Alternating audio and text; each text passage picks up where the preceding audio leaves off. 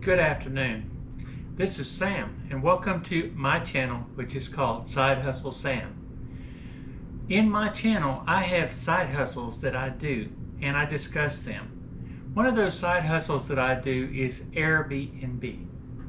Now, I want to speak a little bit today about why do I do Airbnb. Well, before I get into why I do Airbnb, I want to talk about some interesting things that have happened to me as an Airbnb host. Recent Airbnb catastrophes that I've had involve what I'm calling the Hog Guest, number one.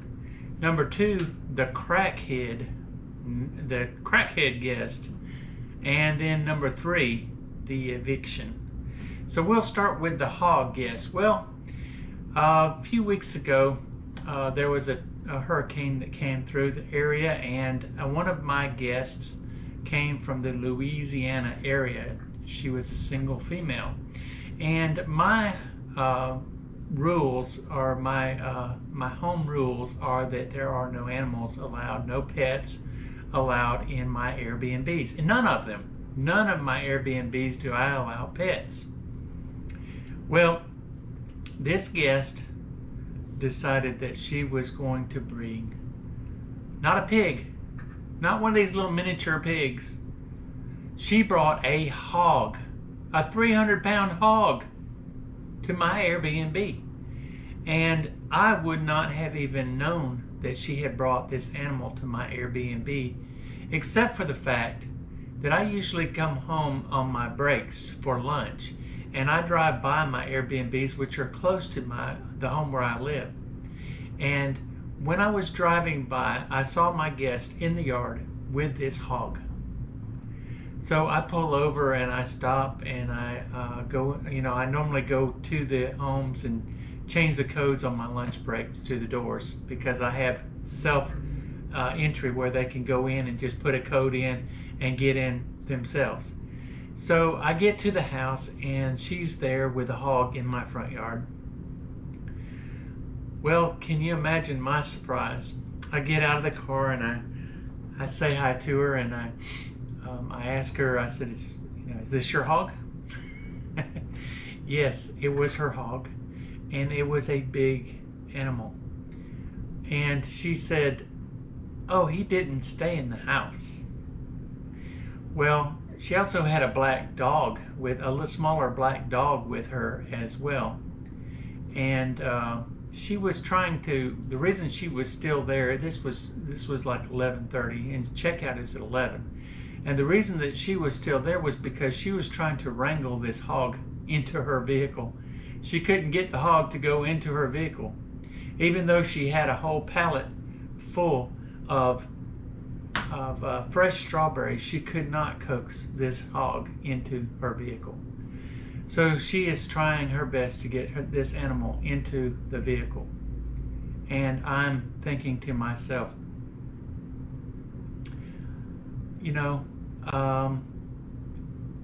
surely she read my rules. My house rules say no pets. And I asked her, I said, did you see the house rules? She said, yes, but he didn't stay inside the house. Okay. So this is the hog story, but it goes even further back than this. This same guest 1 year ago, almost exactly to the date, stayed in my house. I didn't know at the time, but the same pig, it was a pig then, it was a little piglet, stayed in the house with her. When I was going to the side of my home, the neighbor next door said, did you know there was a hog in your house? I said, actually, yeah, I do. Thank you for telling me. I found out unexpectedly, and the hog was not supposed to be in the home. She said, that's really strange, because 1 year ago there was a little pig in your house. There was someone who stayed in your house that had a little pig.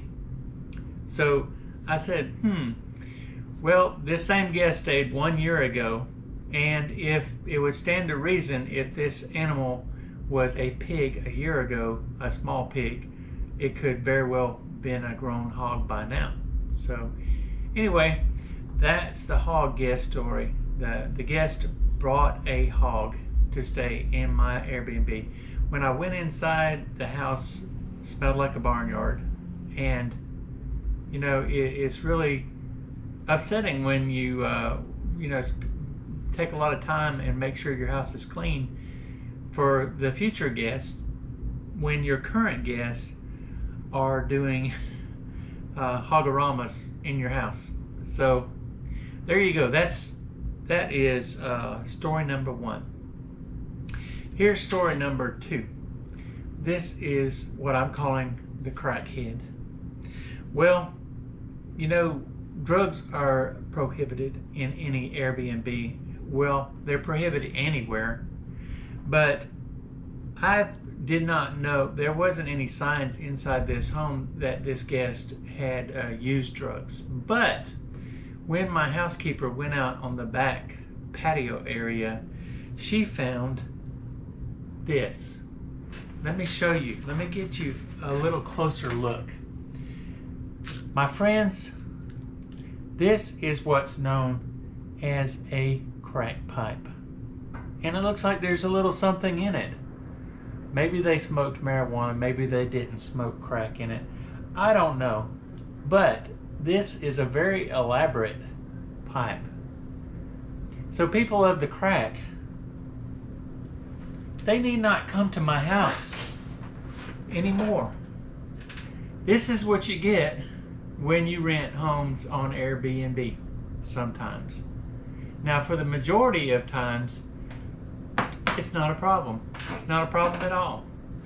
So just wanted to share that little story with you. Now, the last very interesting activity happened just a week ago. And this is what I'm calling the extraction.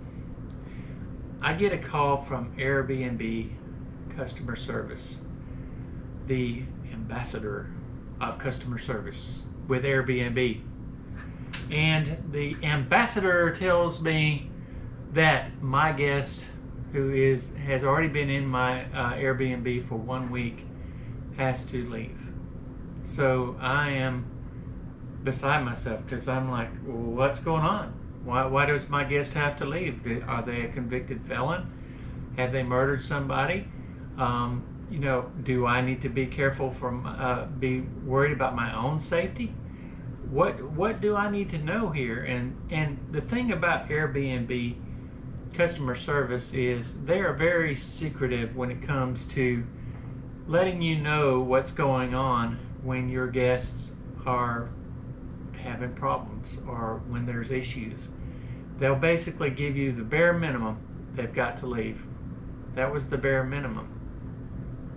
So then I found out that there was an issue with the payment. This guest had been in my home, like I said, for a week already. And apparently the guest had used PayPal as a form of payment to try to pay the payment, but apparently it didn't go through when the first payment tried to get made.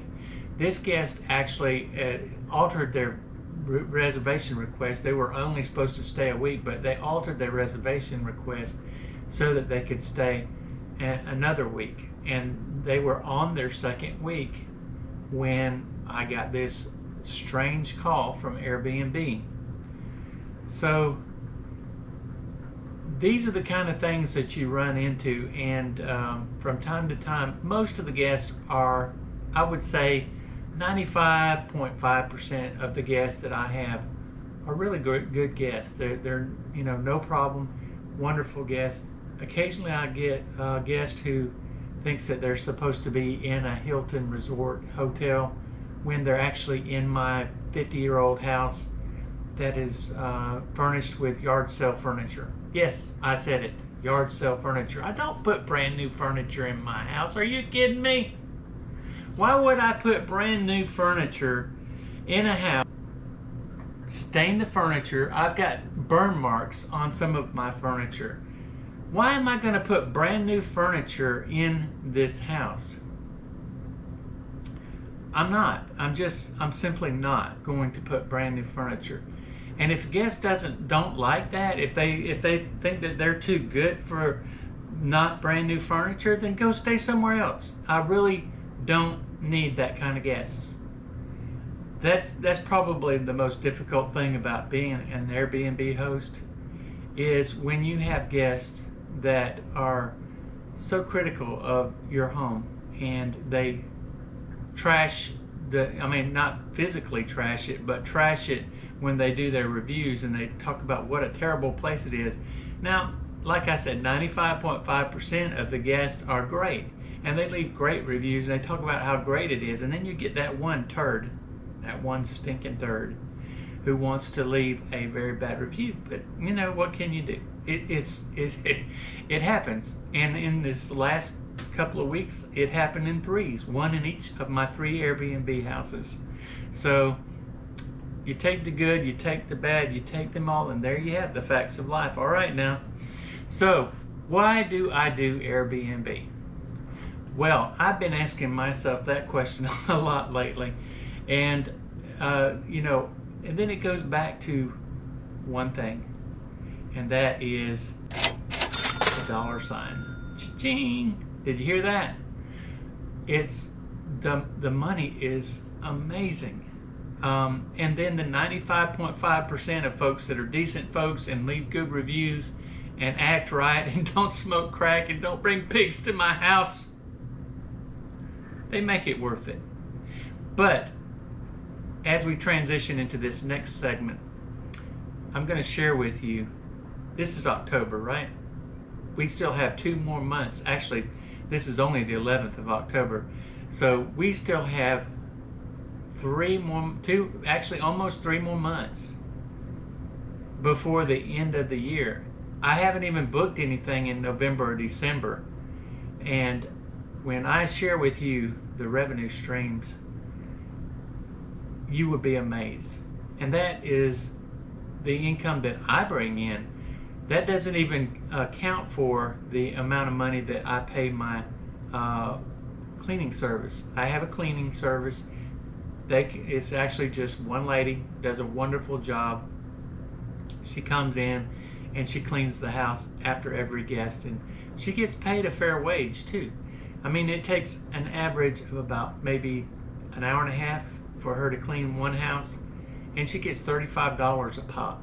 And if it's a really bad house, I give her an extra 20 or more because it's just that, you know, a difficult house to clean. So she's doing good. It's helping her out. I'm doing well. It's helping me out. And I'm going to share with you now what you've been waiting for is the money. So we're going to look into my computer, and I'm going to show you exactly how much I have made this year, and then I'm going to go to the spreadsheets that I have created, and I'm going to share with you how much I've made in each of the homes per month. So get ready. Here we go. This is my Airbnb profits for the year so far, and this only goes up to October. I haven't got any bookings in November or December, but I wanted to share this with you here. So January is when I opened my third Airbnb, which I'm calling Pine Place. And so the income from January was a little bit lower than the rest of the months.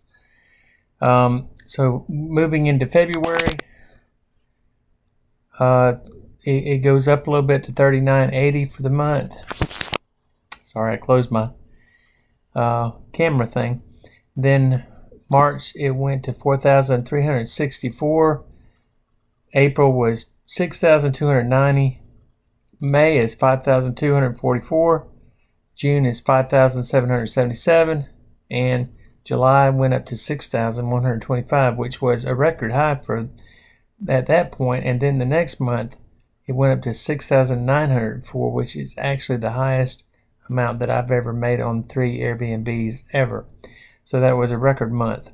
Then September, which was last month, was $5,600, and then October, well, I've been paid out $1,486, and I have $2,053 still pending payment.